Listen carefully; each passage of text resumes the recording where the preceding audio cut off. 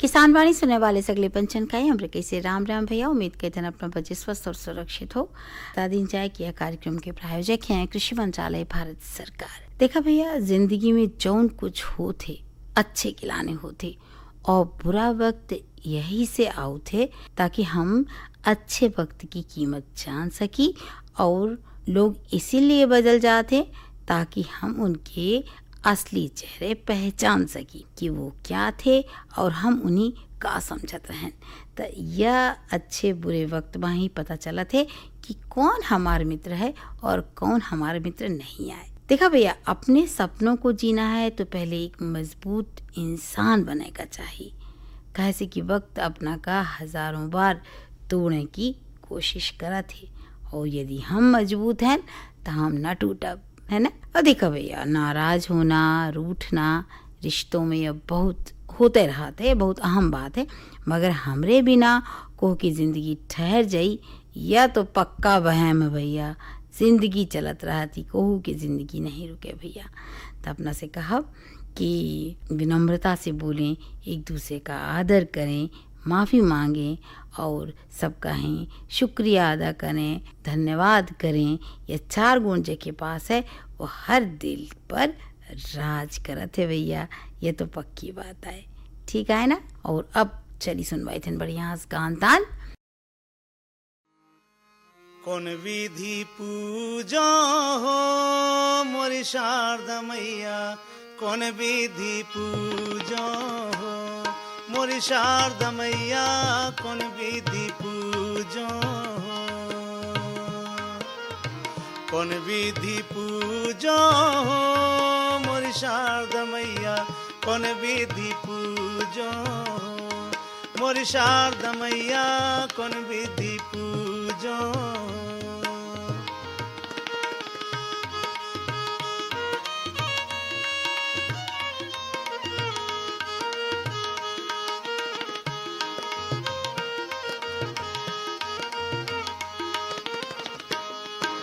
मैहर की माता कुल देवी पर्वत आन समाई, माता पर्वत धाम बनाई। मैहर की माता कुल देवी पर्वत धाम बनाई, माई पर्वत धाम बनाई। आल्हा भव वरदानी मैया हो, आल्हा भव वरदानी तोरी महिमा कही ना जाई। दुर्गा कौन विधि पूजो रे मोरी शारदा मैया, कौन विधि पूजो,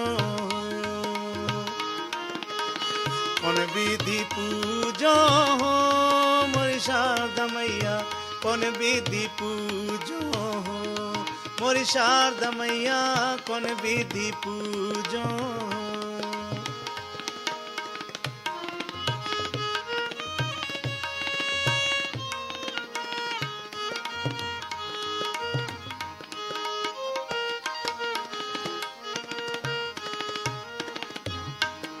खेर माई माँ जबलपुर की सदर की काली माई, मैया सदर की काली माई।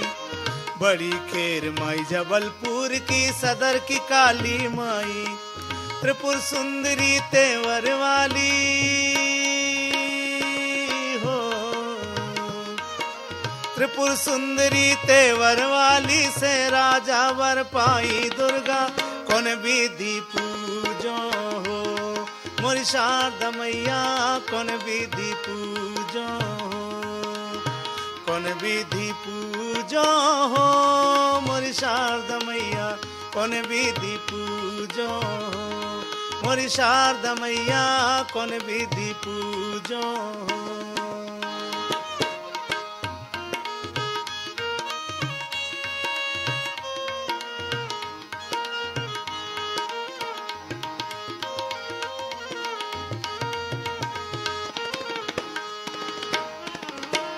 बगला मुखी माँ मढ़ा ताल की 4 खम्मा बूढ़ी माई। दुर्गा 4 खम्मा बूढ़ी माई। बगला मुखी माँ मढ़ा ताल की 4 खम्मा बूढ़ी माई। शीतला माई घमापुर वाली शीतला माई घमापुर वाली भक्तों के मन में समाई दुर्गा कौन विधि पूजो मोरी शारदा मैया कौन विधि पूजो कौन विधि पूजो मोरी शारदा मैया कौन विधि पूजो मोरी शारदा मैया कौन विधि पूजो।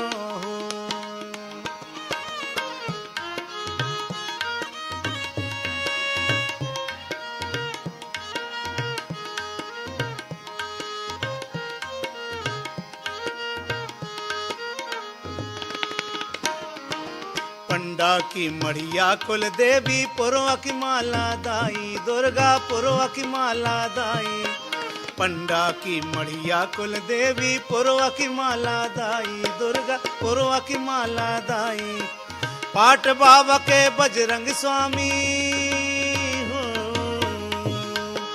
पाट बाबा के बजरंग स्वामी मदल महल की माई दुर्गा कौन विधि पूजो हो मोरी शारदा मैया कौन विधि पूजो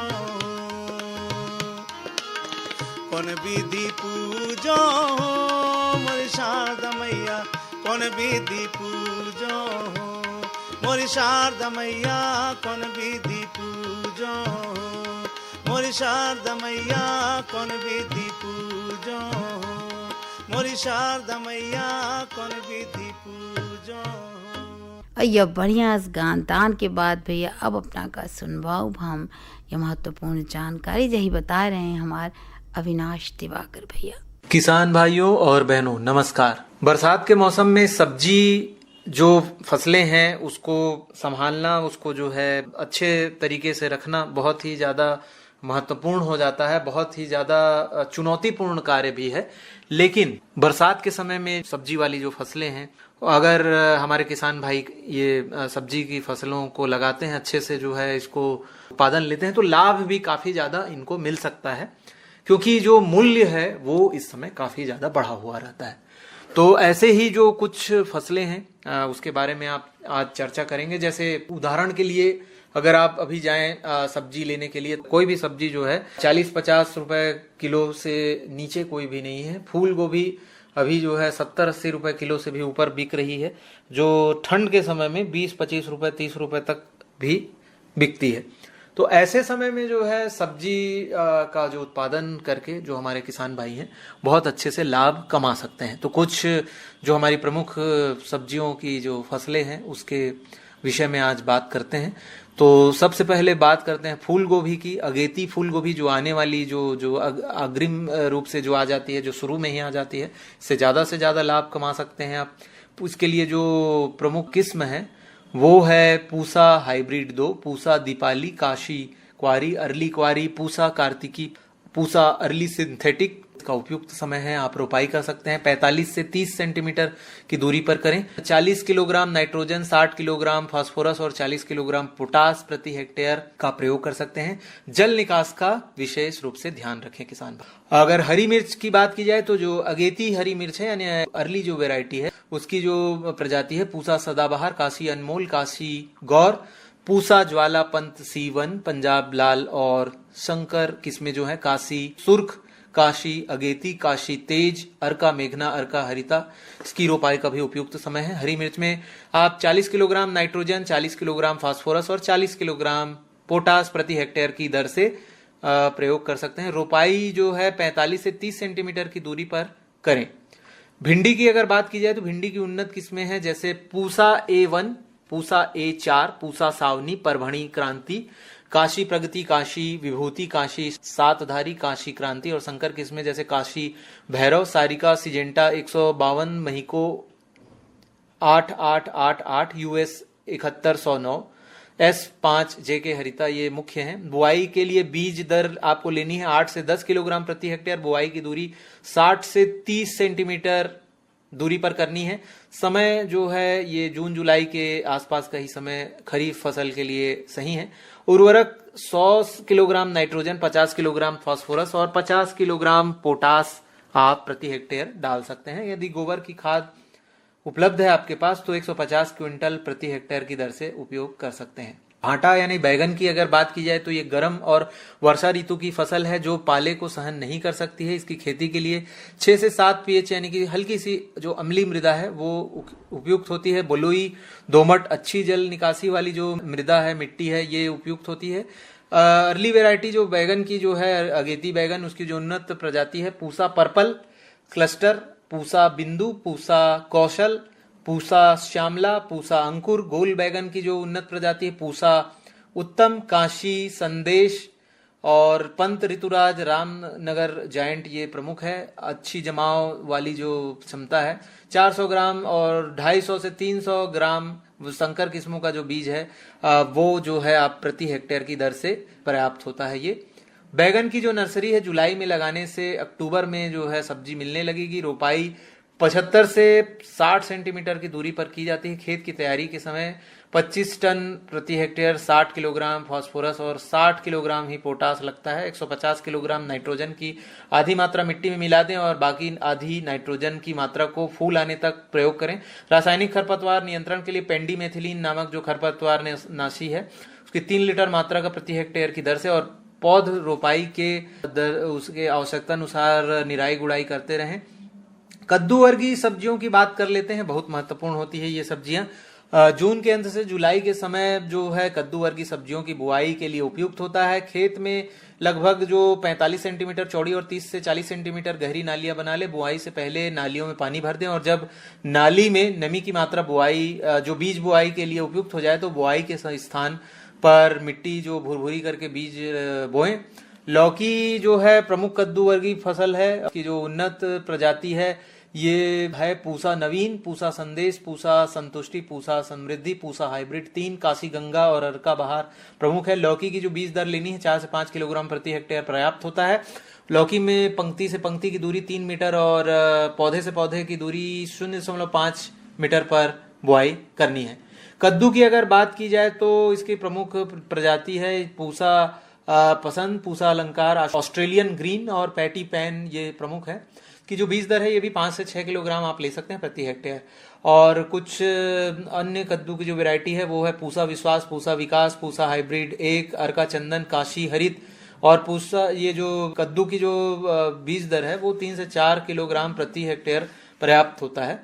तोरई जो है चिकनी तोरई जो यानी कि जो गिलकी है, हमारे क्षेत्र में रेरुआ बोला जाता है, ये उन्नत प्रजाति जैसे पूसा चिकनी, पूसा स्नेहा, काशी, दिव्या, पूसा सुप्रिया और धारीदार तरोई जो तरोई होती है उसकी जो उन्नत प्रजाति है वो पूसा नूतन, अर्का सुजात, सतपुतिया, अर्का सुमित और पूसा नजदार प्रमुख है। तोरई की जो बीज दर है वो 5 से 5.5 किलोग्राम प्रति हेक्टेयर पर्याप्त होती है और इसकी बुआई जो है 2.5 मीटर से 45 से 50 सेंटीमीटर की दूरी पर की जा सकती है। करेले की बात की जाए तो करेला जो है कड़वा जरूर होता है लेकिन हमारे किसान भाइयों को समृद्ध कर सकता है, उनके जीवन में मिठास घोल सकता है। करेले की जो पूसा 2 मौसमी और पूसा विशेष किस्में जो है जुलाई के पहले सप्ताह में लगाई जाती है। इसमें जो है 3 किलोग्राम बीज आप ले सकते हैं। 12 से 20 घंटे तक आपको भिगो के रखना है।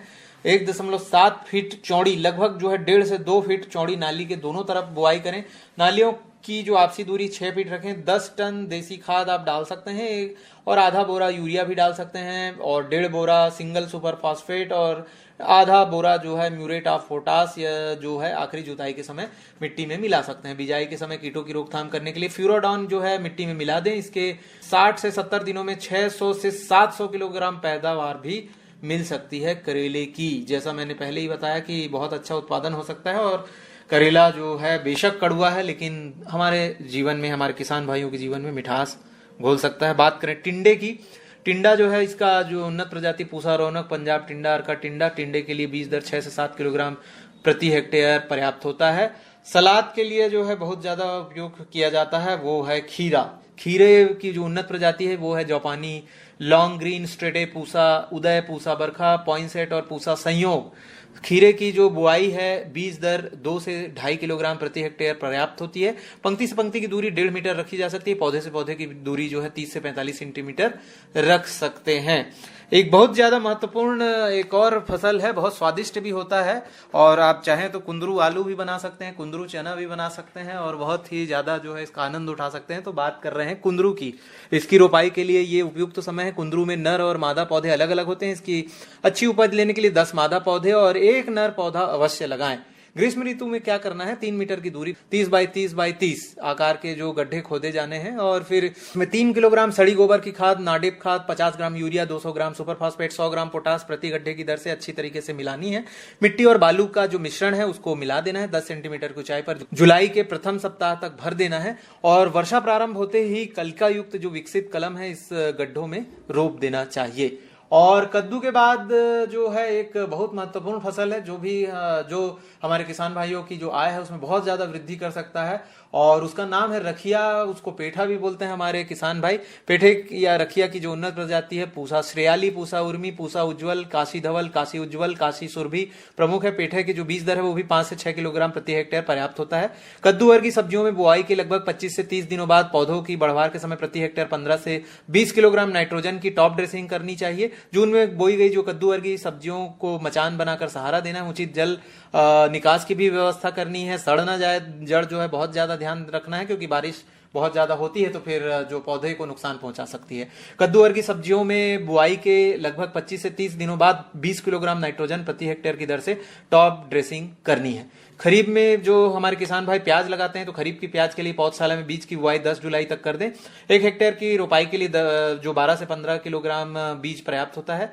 और शहडोल जो है हल्दी के लिए जाना जाता है और हल्दी की अगर बात न की जाए तो फिर बेमानी साबित होगी। हल्दी में 40 किलोग्राम नाइट्रोजन प्रति हेक्टेयर बुआई के 35 से 40 दिनों के बाद पंक्तियों के बीच आप प्रयोग कर सकते हैं। और ऐसे ही जड़ वाली जो फसल है अदरक में बुआई के 40 दिनों के बाद प्रति हेक्टेयर 25 किलोग्राम नाइट्रोजन मिट्टी चढ़ाते समय अवश्य दे दें। और जिमीकंद जो है ये इसकी फसल जिसको सूरन भी कहा जाता है बहुत महत्वपूर्ण फसल है। ये भी अच्छे से जो है उत्पादन हो सकता है इसका और अच्छे से लाभ भी प्राप्त कर सकते हैं हमारे किसान भाई। के लिए क्या करना है, 60 किलोग्राम नाइट्रोजन प्रति हेक्टेयर की दर से बुआई के 65 से 70 दिनों के बाद टॉप ड्रेसिंग करनी है।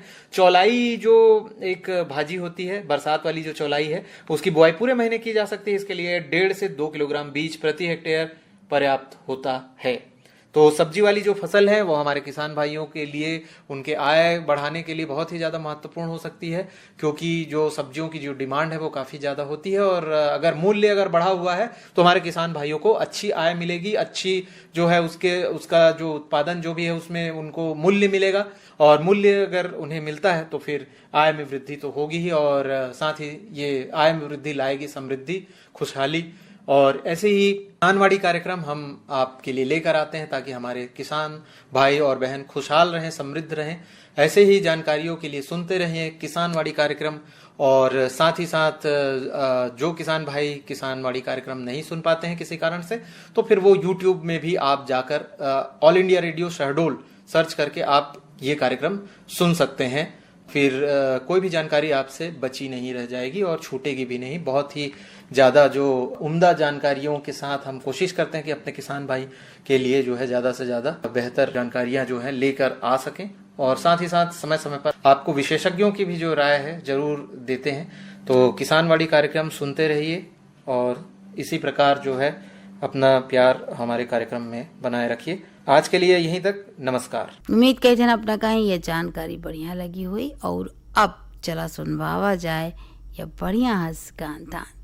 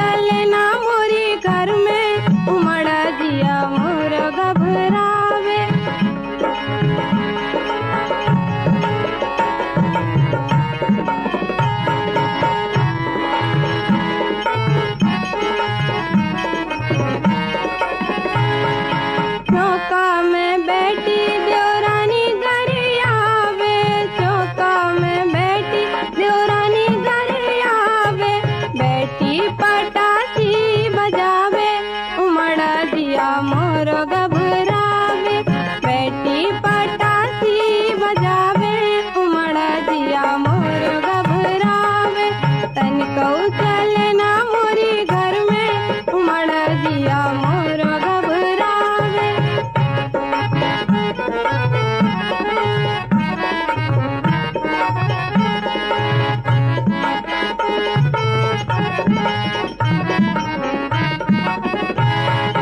अंगना में बिजुली सी चमके ना नदिया, अंगना में बिजुली सी चमके ना नदिया, बेटी कनकौआ उड़ावे, उमड़ जिया मोर घबरावे, बेटी कनकौआ उड़ावे, उमड़ जिया मोर घबरावे, तनिको चले ना मोरी घर में, उमड़ जिया मोर घबरावे।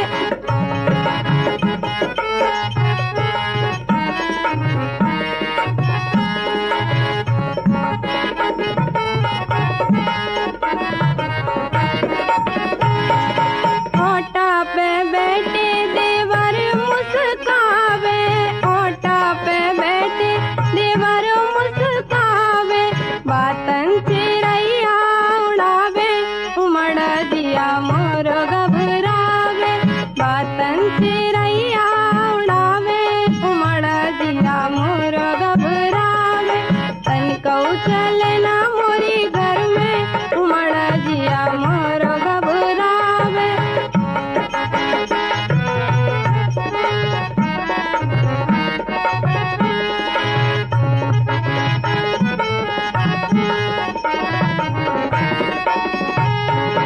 पटके पे बैठी परसन उलझावे, पटके पे बैठी परसन उलझावे, हर बैठी फूट करावे, उमड़ जिया मोर घबरावे, हर बैठी फूट करावे, उमड़ जिया मोर घबरावे, तनिको चले ना मोरी घर में, उमड़ जिया मोर घबरावे।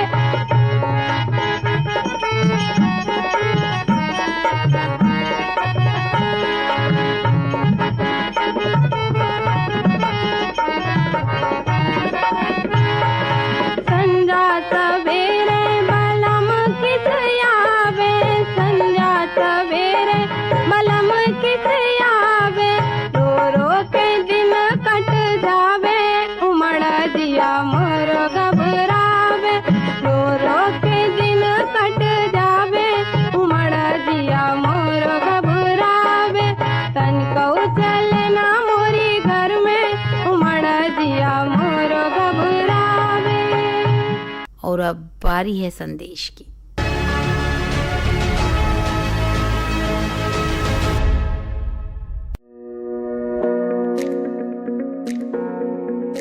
आज भारत का किसान पहले से अधिक सशक्त, समृद्ध और आत्मनिर्भर है।